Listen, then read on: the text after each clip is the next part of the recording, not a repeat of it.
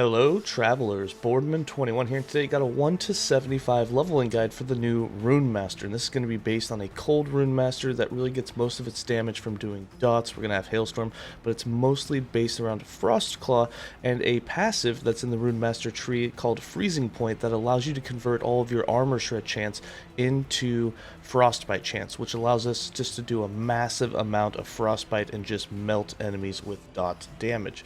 We're going to be using Frostclaw as our main skill, which will shotgun multiple projectiles to apply that frostbite, and then for defense we have Flame Ward, which we can proc every time we walk through Frost Wall, another defensive skill for us.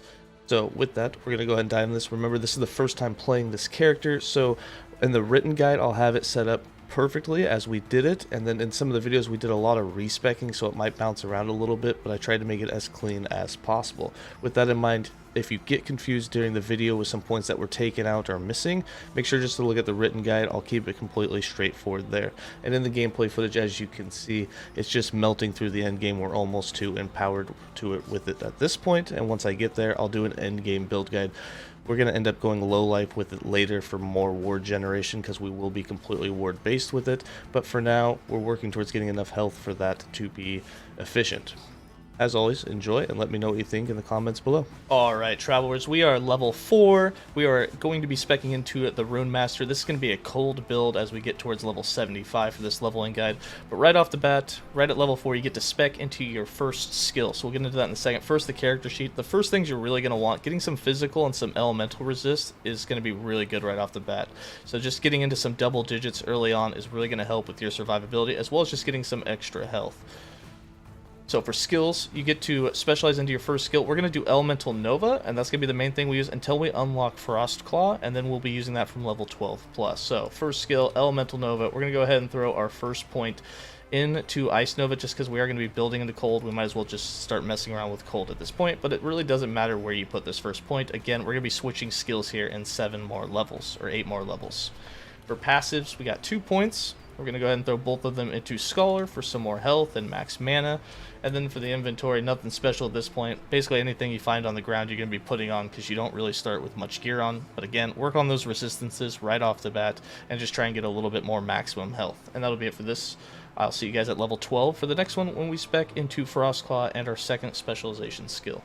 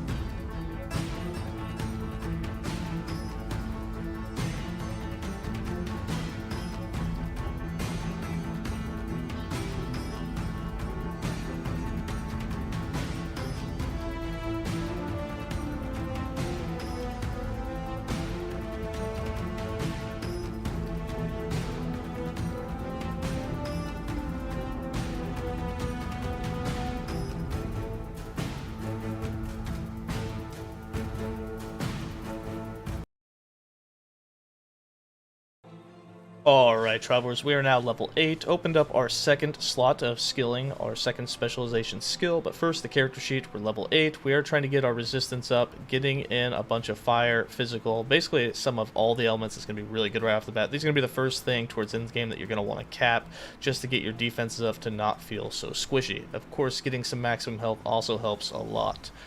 For skills, we got 3 more points for Elemental Nova. We're going to throw all 3 of them into Arcana. This is for increased damage, increased area with it, but again, we're going to be unspecking this skill to throw in the new skill, Frostclaw, in the next update at level 12, so it doesn't really matter where you put the points at this point because we'll be switching it out. And then for our second skill, we're going to go ahead and spec into Flame Ward. This is for survivability with 1 point in dilation to increase its duration, as well as make it a little cheaper to cast.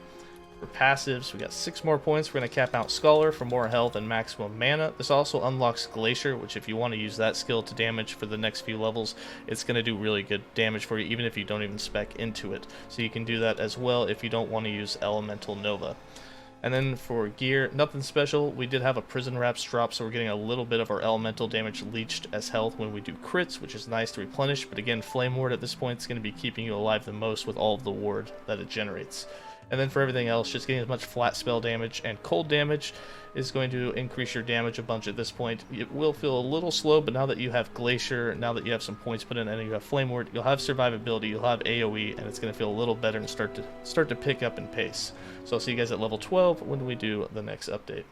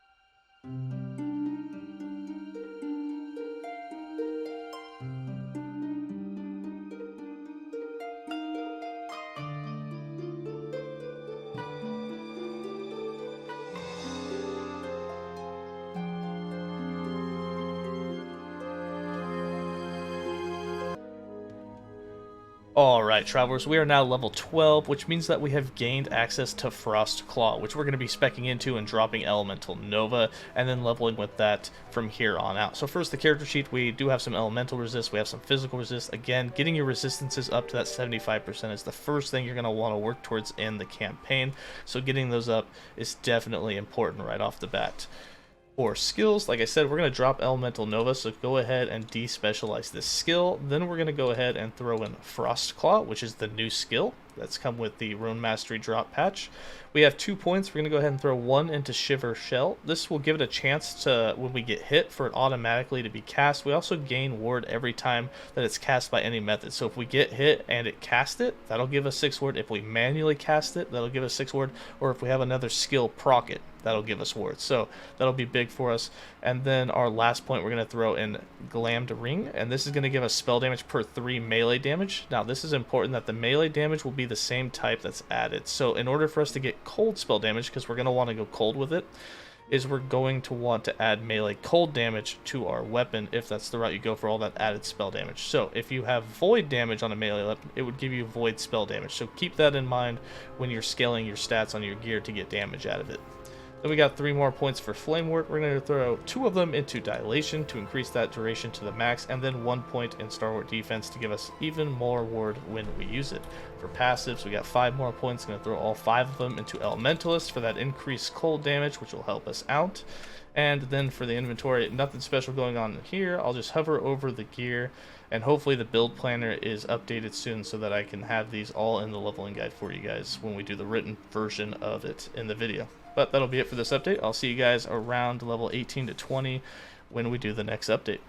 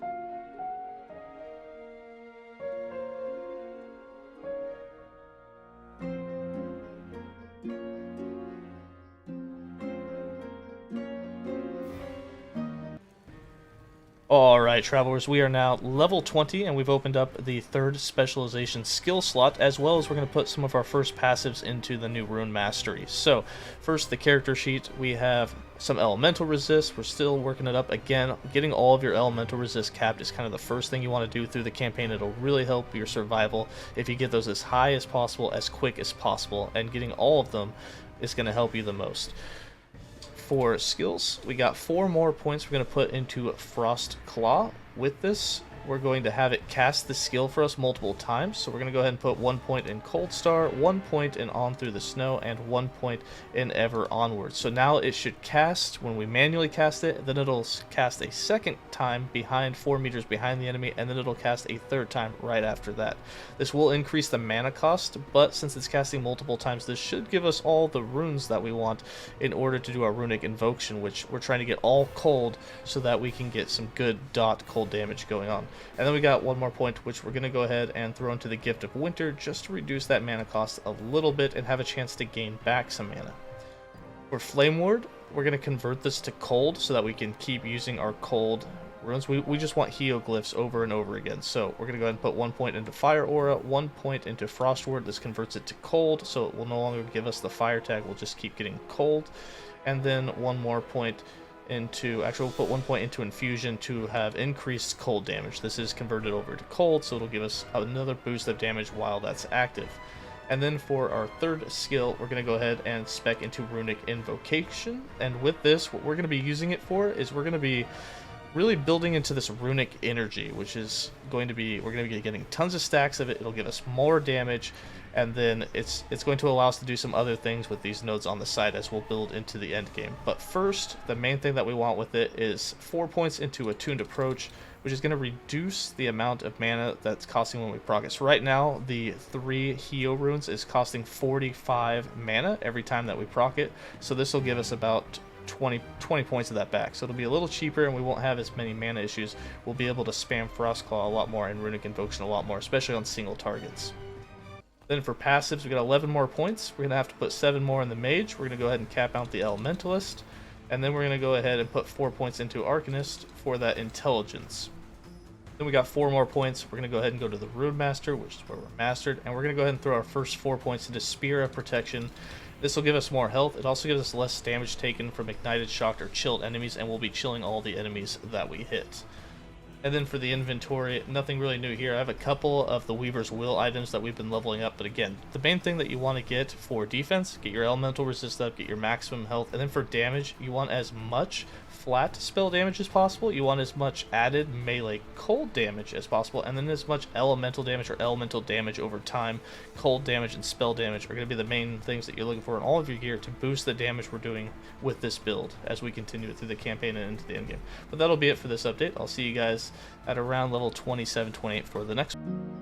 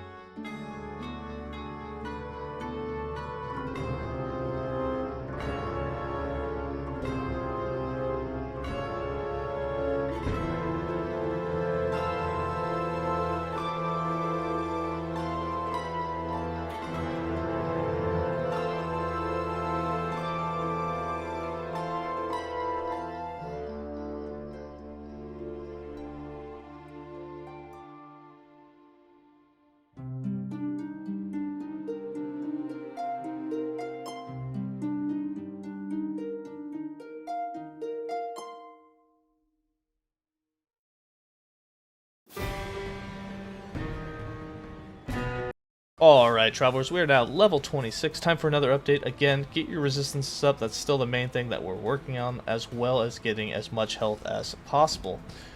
For skills, we got 4 more points for Frostclaw. I took the points out of Ever Onward and out of On Through the Snow. The mana cost was just too much, so took those out. We got 4 points. Now we're going to go ahead and try the Shotgun, which is going to increase the mana cost. If it's too much to be able to spam it, you can go ahead and take it out, but Shotgun should give us quite a bit more damage with it.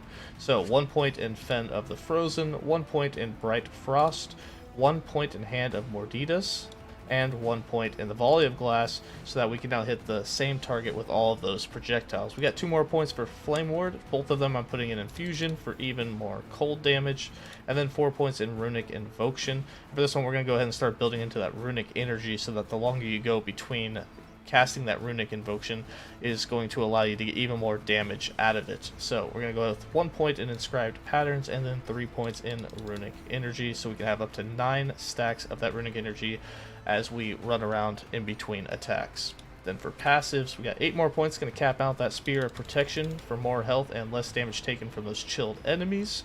This unlocks Flame Rush, which will probably be the next skill that we spec into. Frost Wall is going to be another interesting one that we'll look at. And then with the last 4 points, we're going to put 1 in Unsealed Mana and then 3 in Arcane Focus. Since we are manually casting Frost Claw a whole bunch, this will give us a bunch of ward gain every time that we're casting it. So that'll be good for us for survivability. And then for the items, nothing's really changed here. Again, we're looking for a better 2-handed staff right now that's going to have some melee cold damage on it to test out that, so that we can get more base spell damage with Frost Claw and all of our cold damage that we're doing. But again, elemental damage over time, cold damage, spell damage, those are all going to boost your damage. And then for defense, just get your resistance and to get your health up. And that'll be it for this update. I'll see you guys for the low level 30s for the next one.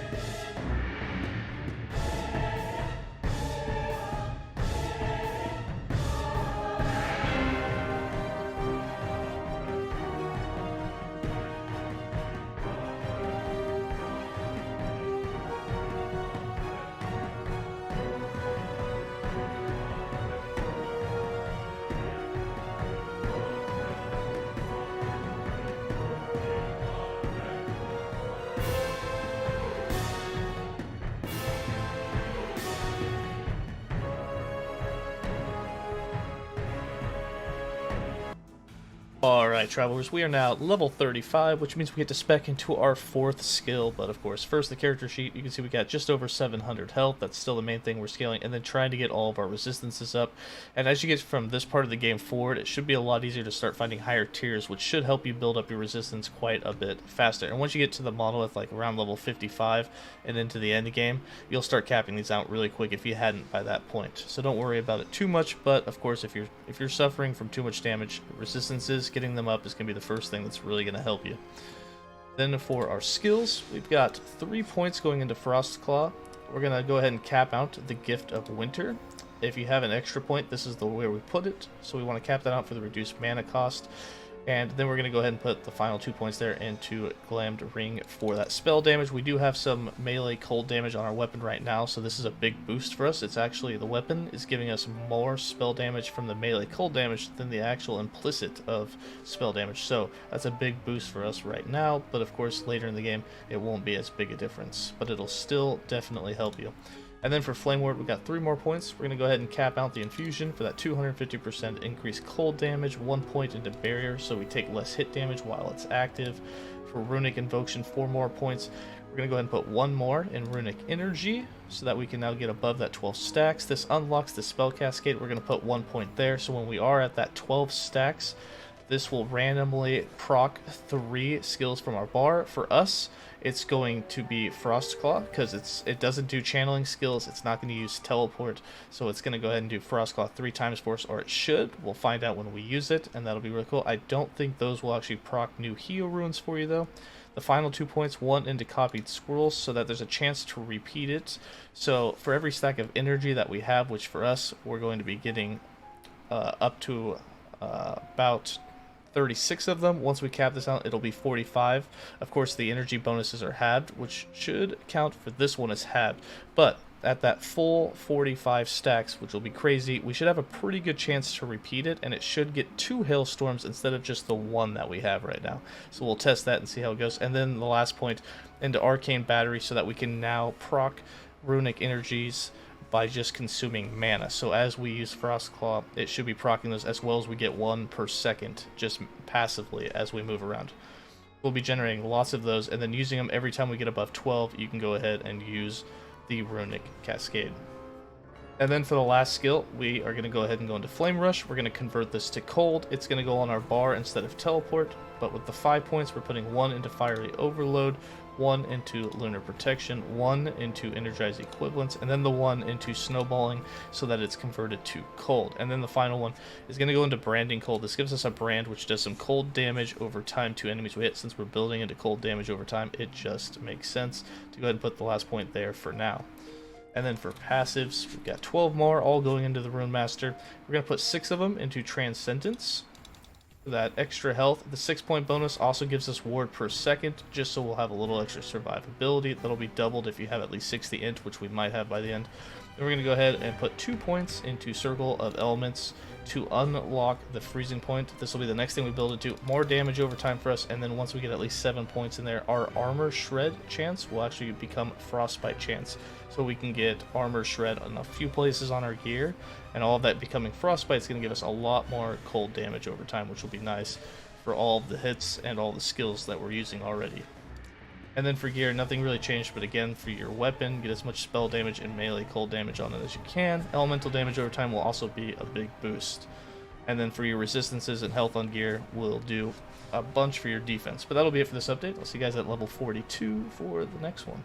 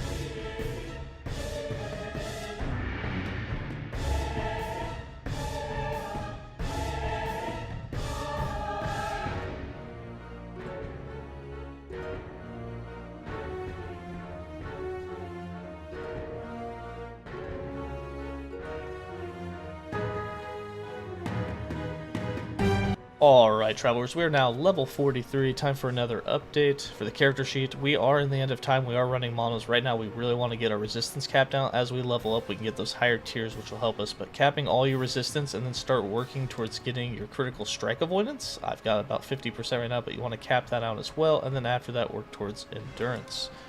For skills, we got 2 more points for Frost Claw. Going to go ahead and start building into the Frozen Sleeper. This will have ice spirals for when we're casting it, so we'll get a little bit more AoE out of it, as well as get a little bit of cold penetration per stack when we cast it, which is nice, but it's just a little more damage and AoE for us as we're cruising through. For Flame Ward, we got 2 more points, both of them going into Barrier for less hit damage while it's active. For Runic, we have 2 more points. We're going to go ahead and put 1 more point in Runic Energy to cap that out, so we can now get a max of 45 stacks, and then 1 more point in Copied Squirrels, so that we have a 5% chance per scroll or per stack that we have of the Runic Energy to have it double cast the Runic Invocation when we use it. And then of course that's halved, so it's really only 2.5%, so 2.5 times the 45 stacks means that we'll have a 100% chance. So we should always be getting that at max stacks for the double cast of that. Then we got 8 points for Flame Rush.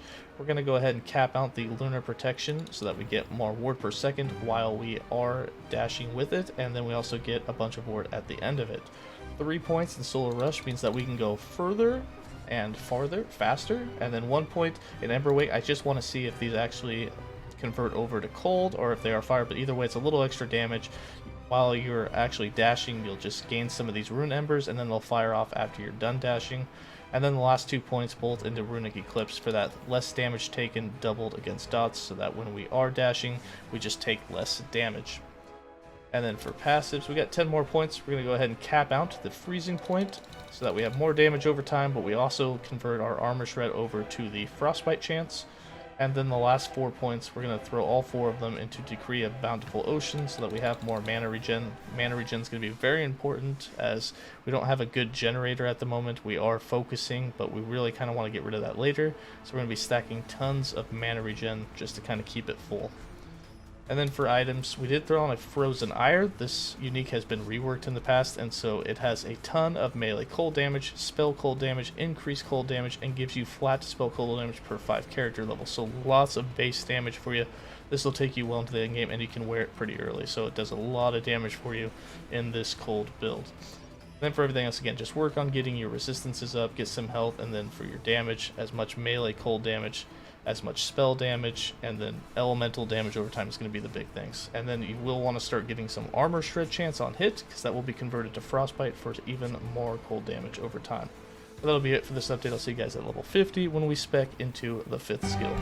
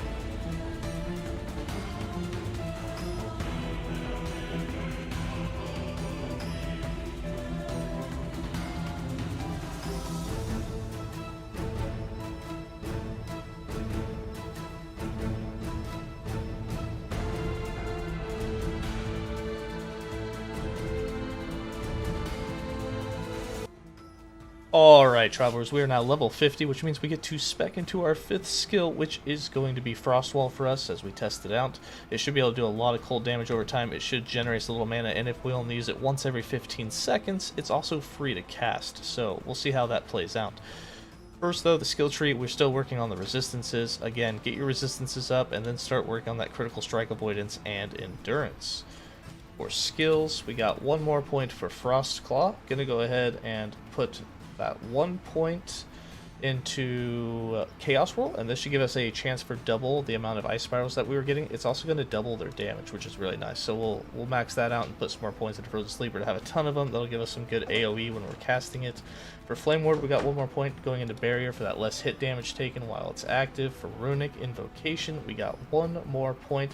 We're going to start putting into Unbridled Ruins so that we get more damage per rune that we have. So when we cast it, we have 3 runes up every time that we're doing it, so that'll be 9% more damage here. And then we have Flame Rush with 2 more points. We're going to cap out the Runic Eclipse for that less damage taken and double against dots while it's active. And then we're going to build into the Rune Embers a little bit. These are converted over to cold. We saw that, so we're going to go ahead and put 1 point of Signet of Ash so that we are getting more of them while we're channeling Flame Rush. And then for our 5th skill, we're going to go ahead and go with Frost Wall, and for this we're going to put 4 points in Biting Limit, so that it's applying 2 stacks of Frostbite every 0.25 seconds, which means it's actually putting on 8 stacks of Frostbite per second. So if we can try and land that on top of a boss and the boss isn't moving, that's going to be a ton of cold dot damage for us. And then 2 points in Crystals of Protection, so that when you walk through the wall, you are your allies. That you're going to get some ward and some mana back, and then 1 point in Heaping Cold so that there's no mana cost. It also does more damage, multiplicative with other factors, and that's if you only cast it once every 15 seconds, which we won't be casting it a whole lot. I'm not sure exactly how long it lasts at the moment, but we'll be able to kind of tell that and see if we need to cast it more or not, but we can use it as a generator, which will be really nice. And then for passives, we got 7 more points. We're going to go ahead and cap out to the Decree of Bountiful Ocean for that mana regen, put 1 point in ancient inscriptions for that 1 point of intelligence, but that also unlocks the runestones here, which is going to give us a bunch of endurance, gives us a bunch of mana, and then we also gain a percentage of our maximum mana as endurance threshold, which is huge because we are going to be stacking a lot of mana on this build, so that'll be a lot of endurance threshold for us. So we'll put the rest of our points there. At 6 points, that'll become active. You're going to definitely feel a lot more tanky as soon as you get that. And then for our inventory, we haven't changed much, but again, you want to get as much increased cold damage, as much flat cold damage, both melee and spell, and that's going to give you as much damage as possible for both your dots and your cold skills that you're using, and then just get your resistances up and work on your defense. And that'll be it for this update. I'll see you guys at level 55 for the next one.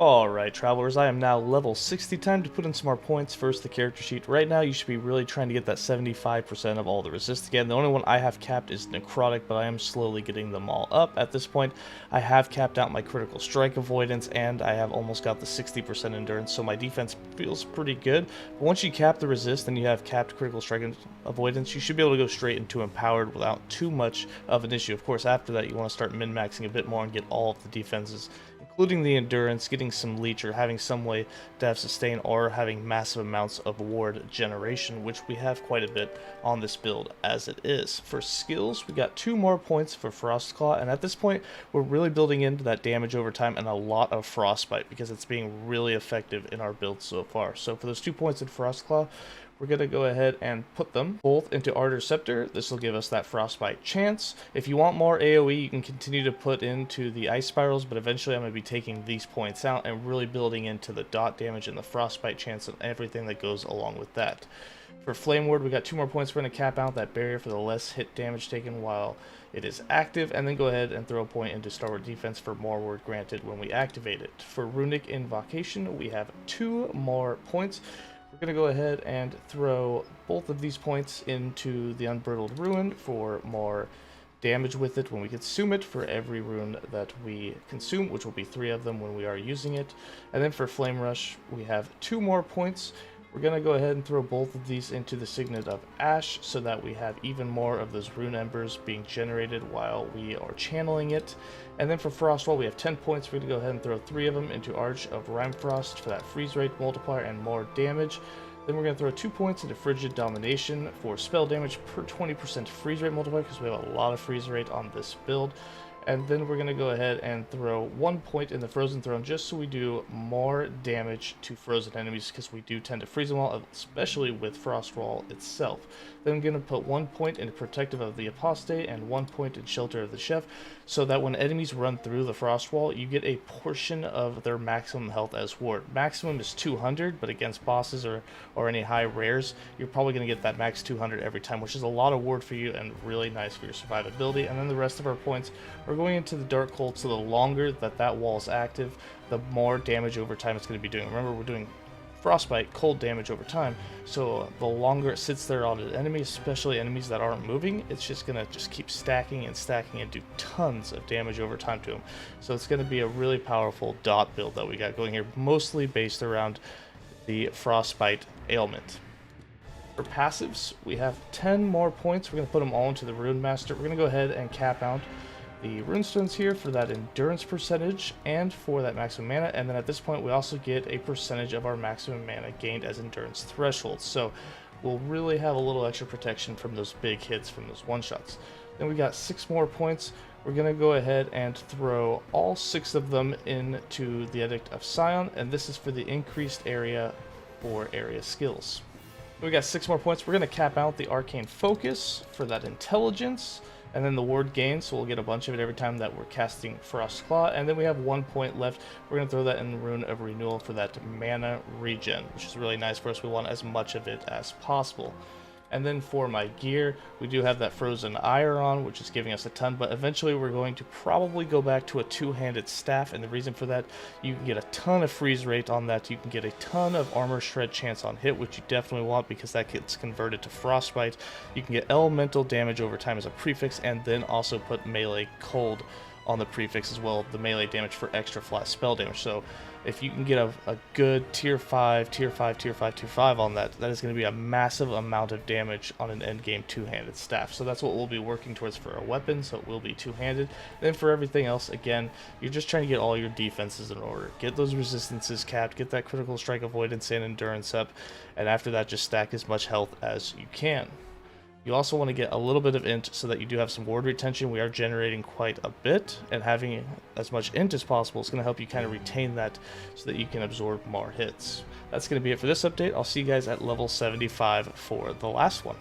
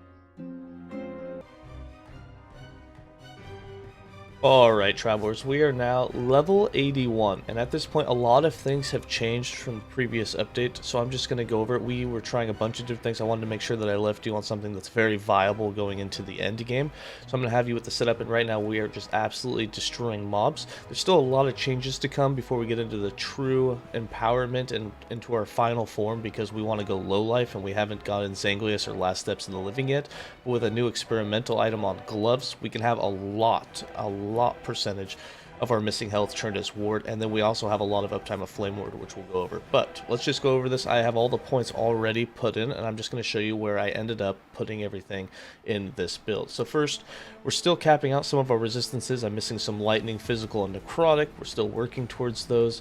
For defense, I have capped out my critical strike avoidance. My endurance is almost capped. Once we go low life, endurance isn't as important, because we're going to be wanting to just stack as much life as possible to get as much ward, and we will really rarely go into that endurance mode since we aren't really basing our damage on life. It's all going to be directly taken as ward. For skills, I've got 20 points in Runic Invocation. This is what we ended up with. So we've got the 4 in Attuned Approach, 1 in Inscribed Patterns, 5 in Runic Energy, 1 in Spell Cascade, 2 in Copied Scrolls, 1 in Arcane Battery, 2 in Transcriber of Power, and this buff, really not a big deal. The cast speed is nice, but again, spell damage is not our main damage type. We're basically doing all cold damage over time with Frostbite. Then 1 point in Elemental Lore, so we have that penetration, and 3 points in Unbridled Ruin, so we do more damage with that skill that we do, which will be Hailstorm most of the time, and that's of course a cold dot. For Flame Ward, we have this set up. This will change later, but for now we have it set up to be cold with some armor. So we got 3 points in Dilation, 1 point in Fire Aura, 1 point in Frost Ward, 1 point in Frost Guard, 2 points in Star Ward Defense, 5 points in Barrier, 2 points in Shrewd Shielding, 1 point in Mental Aegis, and 4 points in Warmth for that mana regen. Easiest way to get mana regen, because Frostclaw is very expensive to just spam over and over again for your single targets. So this Flame Ward giving us the mana regen is very nice. It gives you a big boost. Eventually we'll be taking some of these points out, if not all of them, and putting it into Desperate Defense. That's once we go low life, so that every time we activate Flame Ward or walk through Frost Wall and get Flame Ward, we'll be getting about 1,000 ward from this instead of only a few hundred that we're getting now, which is huge for the build. And again, you have 100% uptime of all of these buffs due to the fact that you can just walk through Frost Wall and get it. That may change in the future. It seems a little overpowered, so they may tune that down, but we'll see. For now, it works really well for your defense. For Frostclaw, we have this set up with 3 points in Gift of Winter to reduce that cost, 1 point in Fin of the Frozen, 1 point in Bright Frost, 1 point in Hand of Mordidas, and then the 1 point in Volley of Glass, so that we are shotgunning. This makes all projectiles hit the same target. This allows us to apply Frostbite in massive amounts of stacks on single targets. It also helps clear overall just large groups, because the projectiles can hit different targets as well. It's not like Lightning Blast where it's stuck chaining to the same target. They can all hit the same target, but they can also all hit separate targets, so it's nice for clear and for your single target. 1 point in Shiver Shell, 1 point in Rending Cascade, 1 point in Frozen Rain, 1 point in Frozen Sleeper, 1 point in Glambering, 1 Cold Star, and 1 point in On Through the Snow. The second cast behind the target, what's nice about this is your first cast will hit the target, and then from there it casts the next one just right behind it, so all those projectiles can also hit the same target. So you're actually getting 10 hits on the same target for single target, which when we have about 700 to 800% frostbite chance right now, you're applying basically 40 to 80 stacks of frostbite every cast, which is huge. Then for Flame Rush, we have this set up to brand the enemy, and it's also going to do our runic invocation, so when we just channel it for at least 2 seconds and get our runes, you'll have a hailstorm come down at the end. We have 1 point in Ember Wake, 3 points in Blazing Flux, 3 points in Runic Eclipse for that damage taken reduction. This is doubled against dots, and then 3 points in Celestial Guidance, so that buff duration is equal to the time we're in Flame Rush. So if you channel it for 2 seconds, you get the buff for 2 seconds after. So between the Flame Ward and this, you have a lot of damage reduction. 1 point in Fiery Overload, 2 points in Solar Rush, 1 point in Epilogue so that it procs Runic Invocation on exit, 3 points in Lunar Protection, 1 point in Energy Equivalence, 1 point in Snowballing, and 1 point in Branding Cold, so that when you hit enemies with it, you do put a brand on the enemy. So a lot of passives and other things that need a brand on the enemy to do extra damage to them, will have it when you flame rush through them. So try and flame rush through enemies or hit enemies with it occasionally, especially the bosses. You'll do a little extra damage against them. And then for Frost Wall, we have this set up to apply Frostbite, and it's mostly just so that we proc the Flame Ward every time that we walk through it. We've got 4 points in biting limit for that frostbite, 1 point in protection of the apostate, and 1 point in shelter of the chief to get ward whenever enemies go through it, 4 points in the dark hold for extra damage over time per second that it's existed, 4 points in crystals of protection, so it gives us some mana and ward if we were at least 2 meters away, so try and proc it a little ways away from you before you go through it, 1 point in heaping cold so that if you haven't casted it for 15 seconds it becomes free. Normally it has a 35 mana cost. 1 point in purifying, so it also cleanses your ailments when you go through it. 2 points in boosted kickoff so that you get frenzy and haste. The haste is really nice, so if you go through it, say 4 seconds after you cast the wall, you get haste for 4 seconds after you've passed through it. So if you can throw the wall far enough ahead of you and then go through it, you're guaranteed that ward, you're guaranteed that mana, and then you also will get up to 4 seconds of haste duration, which kind of helps to boost you and speed you through the maps a little quicker.